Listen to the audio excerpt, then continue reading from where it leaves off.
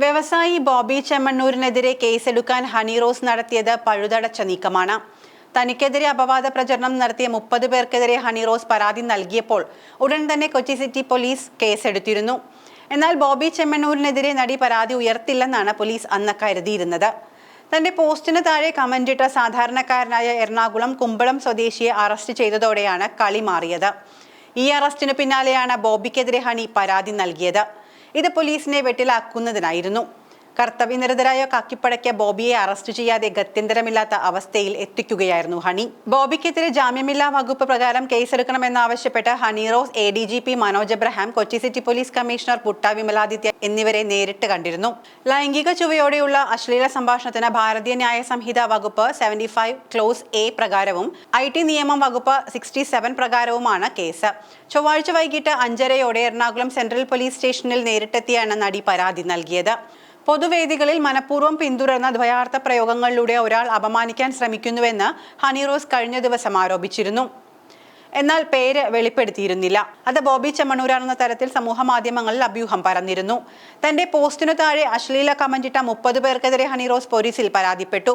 നിലവിൽ 30 കേസിന് പുറമെ അശ്ലീല കമന്റ് ഇടുന്നവർക്കെതിരെ ജാമ്യമില്ലാ വകുപ്പ് പ്രകാരം ഉടൻ കേസെടുക്കാനാണ് പോലീസ് തീരുമാനം.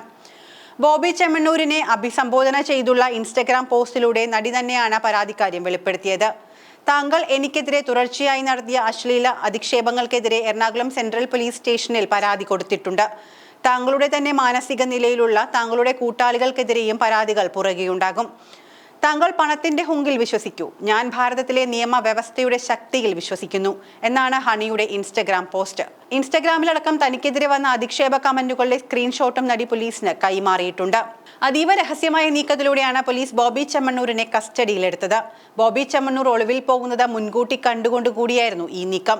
റിസോർട്ടിൽ നിന്ന് ബോബി ചെമ്മണ്ണൂർ പുറത്തു പോകാൻ തയ്യാറെടുക്കുമ്പോൾ പോലീസ് കാർ വളഞ്ഞ് പിടികൂടുകയായിരുന്നു. എറണാകുളം സെൻട്രൽ പോലീസും വയനാട് SP തപോഷ് ബസുമതാരിയുടെ സ്ക്വാഡും ചേർന്ന് നടത്തിയ നീക്കം ലോക്കൽ പോലീസിനെ പോലും അറിയിച്ചിരുന്നില്ല. ലൈംഗികാധിക്ഷേപ കേസിൽ ബോബി ചെമ്മണ്ണൂരിനെതിരെ പരാതി നൽകിയതിന് പിന്നാലെ തന്നെ അധിക്ഷേപിച്ച യൂട്യൂബർമാർക്കെതിരെയും നിയമ നടപടിക്കൊരുങ്ങുകയാണ് ഹണി റോസ്. സമൂഹ മാധ്യമങ്ങളിലൂടെയും മറ്റും അധിക്ഷേപിച്ച യൂട്യൂബർമാർക്കെതിരെയാണ് നിയമ നടപടിക്ക് നടിയൊരുങ്ങുന്നത്. ദ്വയാർത്ഥ പ്രയോഗങ്ങളിലൂടെയുള്ള വാക്കുകളും മോശം തമ്പുകളും ഉപയോഗിച്ച 20ഓളം യൂട്യൂബർമാരുടെ പേരുകൾ നടി പോലീസിന് ഉടൻ കൈമാറും. അതേസമയം ജാമ്യം നൽകരുതെന്ന് പ്രോസിക്യൂഷൻ കോടതിയിൽ ശക്തമായി വാദിച്ചിരിക്കുകയാണ്. ജാമ്യ ഹർജിയിൽ പ്രതിഭാഗത്തിനായ അഭിഭാഷകനായ B രാമൻപിള്ളയുടെ രാമൻപിള്ള അസോസിയേറ്റ്സ് ആണ് ഹാജരായത്. അന്നത്തെ വീഡിയോ ക്ലിപ്പുകൾ കാണണമെന്ന പ്രതിഭാഗത്തിന്റെ വാദം കോടതി തള്ളി. ഓപ്പൺ കോർട്ടിൽ ഇത്തരം വീഡിയോ കാണാൻ സാധിക്കില്ലെന്ന നിലപാടിലാണ് കോടതി. പ്രോസിക്യൂഷൻ വാദവും ശക്തമായ പ്രതിഭാഗം വാദവും കേട്ട കോടതി ഉച്ചയ്ക്ക് ശേഷം വിധി പറയുന്നതിനായി കേസ് മാറ്റിയിരിക്കുകയാണ്.